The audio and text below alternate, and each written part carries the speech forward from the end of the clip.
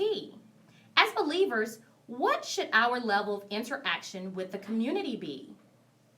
Well, that was a loaded question. So, hey there, who do I have on the line? Joyce, are you there? I am here. Hey there, Joyce. I tell you, that was so courageous of you. I mean that with all sincerity because sometimes we just go around and we either just don't know, don't ask, but we definitely aren't going to put it out to be ridiculed because everybody's opinionated. So, That is correct. yeah. So, Joyce, tell me, where are you calling from? I am calling from Knoxville, Tennessee. Knoxville, Tennessee is in the house. A little known fact about LeAnn, I am Knoxville. I bleed orange. I'm Rocky Top. So, any new listeners, that's a little nugget that you have about LeAnn. So, Joyce, tell me, what made you ask that question? What took place? Okay, the question was born out of being in training with a young lady who, well, the first day we were in training, she invited herself into let's hang out. You guys want to do something? We're like, cool, just to, I guess, make friends. She's new to the area. The next week, she disclosed, this is my fiance, who just happened to be of the same sex. And I was hoping that my facial expression did not give way to my inhibition to the situation or the ability to want to hang out as she, invited us to. And, I had to do some introspection to see exactly, my goodness, where do I really stand with this? And as I later posted, I believe I just met fear and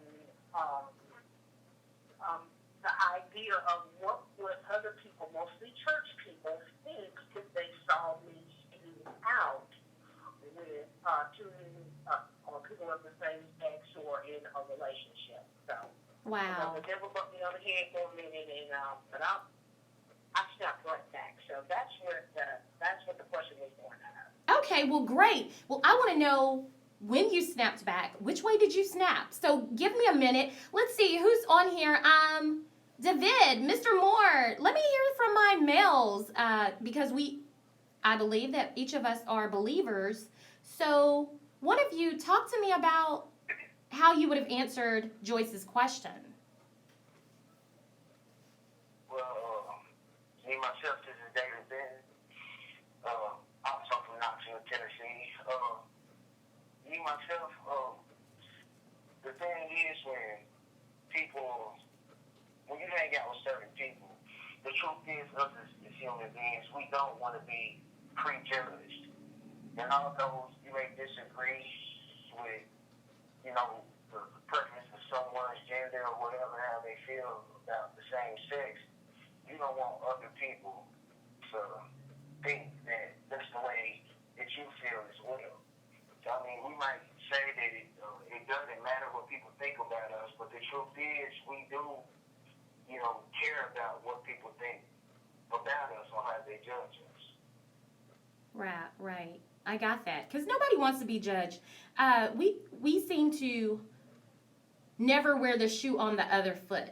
And that's just nature. That's just natural how we're programmed. It really takes a lot to deprogram and to really take a different perspective to really weigh in on how other people feel. And I think that's the maturity of Christianity as you get deeper into your walk. So that's really good. To Mikey, Mr. Moore, are you here? So what would you have given Joyce? What feedback would you have shared with her? I would, well, with me, I don't understand what people think or what they say. I'm here to represent you. I'm trying to be like him. So what separates us from him is sin. And he loves the sinner. He hates the sin. Wow. I would hang out with him to a point, now what they did behind, when I'm outside, that's on them. But I would hang out with them.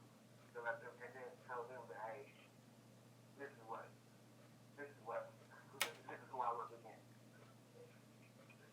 good. And because we are, spiritually based, sometimes you can just go to the Word to get the answer. And for depending on who you are in relationships, I think you really weigh on relationships what type of feedback that you give to people.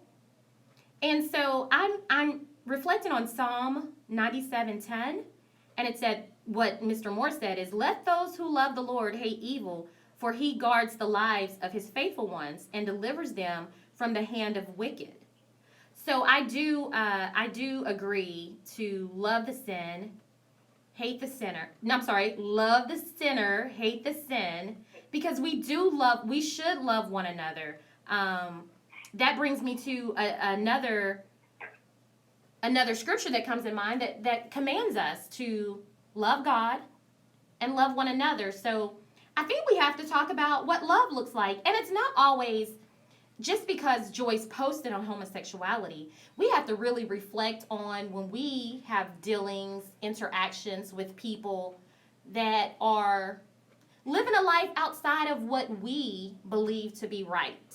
Whether that's fornicators, whether that's liars, backstabbers, gossipers, whatever it may be, we still have to reflect back on those sin, because we know that, sin isn't judged on a sliding scale. A sin is a sin.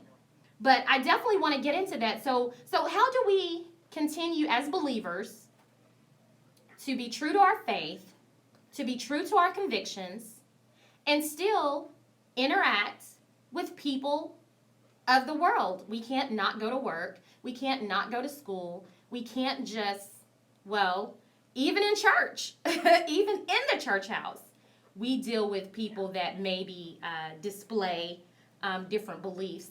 And so let's talk about that when we get back. We're going to listen to Yolanda Adams, Open My Heart. And when we get back, let's talk about how we interact when we know that we're interacting with people that are not of the faith.